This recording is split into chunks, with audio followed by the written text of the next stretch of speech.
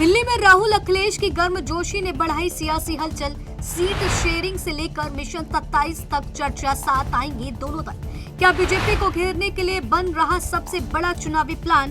दलित मुस्लिम vote bank पर कांग्रेस का दांव, अखिलेश का मास्टर प्लान। कितना है दलित मुस्लिम वोट बैंक, किसके पक्ष में जाएगा चुनावी माहौल? इस बात की चर्चा अब राजनीतिक पंडित भी कर रहे हैं, क्योंकि दिल्ली में हुई इंडिया गठबंधन की बैठक सिर्फ एक राजनीतिक मीटिंग नहीं थी, बल्कि 2027 के उत्तर प्रदेश विधानसभा चुनाव की शुरुआती पटकथा भी मानी जा रही है। इस बैठक में राहुल गांधी और अखिलेश यादव की जिस तरह की गर्मजोशी दिखाई दी, उसने कई नए सवाल खड़े कर दिए हैं। दोनों नेता सिर्फ एक मंच पर नहीं दिखे, बल्कि बैठक के दौरान एक दूसरे के बेहद करीब बैठे नजर भी आए। इसके बाद राजनीतिक गलियारों में चर्चा शुरू हो गई है कि क्या यूपी चुनाव को लेकर सीट शेयरिंग पर भी बातचीत हुई है? क्या लोकसभा चुनाव की तरह विधानसभा चुनाव में भी समाजवादी पार्टी और कांग्रेस साथ लड़ने की तैयारी कर रहे हैं? और क्या बीजेपी को रोकने के लिए विपक्ष ने अभी से बड़ा प्लान तैयार करना शुरू कर दिया है? चलिए जानते हैं। दरअसल लोकसभा चुनाव में समाजवादी पार्टी और कांग्रेस के गठबंधन ने उत्तर प्रदेश में अच्छा प्रदर्शन किया था। इसी वजह से अब दोनों दल विधानसभा चुनाव में भी साथ रहने के विकल्प पर विचार कर सकते हैं। राजनीतिक सूत्रों के मुताबिक अखिलेश यादव पहले भी संकेत दे चुके हैं कि अगर परिस्थितियां अनुकूल रही तो गठबंधन जारी रह सकता है। दूसरी तरफ कांग्रेस भी यूपी में अपनी खोई जमीन वापस पाने के लिए नए सामाजिक समीकरणों पर काम कर रही है। राहुल का नया प्लान, दलित मुस्लिम फोकस, साझा अभियान की तैयारी, सामाजिक न्याय पर जोर, 2027 पर सीधी नजर।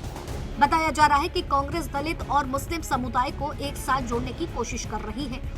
इसके लिए अल्पसंख्यक और अनुसूचित जाति विभाग के जरिए कई कार्यक्रम चलाए जा रहे हैं। राहुल गांधी लगातार सामाजिक न्याय, संविधान और प्रतिनिधित्व जैसे मुद्दों को उठाते दिखाई दे रहे हैं। कांग्रेस का मानना है कि अगर दलित और मुस्लिम वोटों का एक हिस्सा भी उसके पक्ष में मजबूती से आता है तो यूपी में उसकी राजनीतिक स्थिति पहले से बेहतर हो सकती है। लेकिन यही वो जगह है जहां समाजवादी पार्टी की चिंता भी शुरू हो गई है, क्योंकि दलित, मुस्लिम और पिछड़ा वर्ग पहले से ही अखिलेश यादव की पीढ़ी रणनीति का एक अहम हिस्सा है।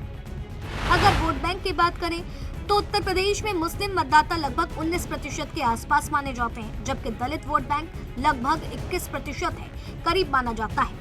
वहीं यादव वोट करीब 9 से 10% और अन्य पिछड़ा वर्ग का बड़ा हिस्सा अलग से मौजूद है। यही वजह है कि दलित, मुस्लिम और पीढ़ी जैसे फॉर्मूले चुनावी राजनीति में बेहद अहम माने जाते हैं। अगर इन वर्गों का एक बड़ा हिस्सा किसी एक गठबंधन के साथ मजबूती से खड़ा हो जाए तो चुनावी तस्वीर बदल सकती है। लेकिन कहानी यहीं खत्म नहीं होती। कांग्रेस की ओर से मायावती तक पहुंचने की कोशिशों की भी चर्चा रही। हालांकि बहुजन समाज पार्टी ने साफ कर दिया कि वो अकेले चुनाव लड़ना चाहती है। फिर भी राजनीतिक विश्लेषकों का मानना है कि कांग्रेस दलित वोटों में अपनी मौजूदगी बढ़ाने के लिए लगातार प्रयास कर रही है। यूपी का बड़ा वोट बैंक, दलित लगभग 21%, मुस्लिम लगभग 19%, यादव लगभग 10%, ओबीसी सबसे बड़ा समूह। अब सबसे बड़ा सवाल सीट शेयरिंग को लेकर है। अगर कांग्रेस और समाजवादी पार्टी के साथ चुनाव लड़ते हैं तो कांग्रेस कितनी सीटों की मांग करेगी और अखिलेश यादव कितनी सीटें देने को तैयार होंगे? अभी इस पर कोई आधिकारिक जानकारी सामने नहीं आई है, लेकिन राजनीतिक चर्चाओं का बाजार गर्म है, क्योंकि लोकसभा चुनाव के बाद कांग्रेस पहले से ज्यादा आत्मविश्वास में दिखाई दे रही है, जबकि समाजवादी पार्टी यूपी में खुद को मुख्य विपक्षी ताकत मानती हुई देख रही है। ऐसे में सीटों का फॉर्मूला आसान नहीं होगा। अब आगे क्या होता है ये देखने वाली बात होगी।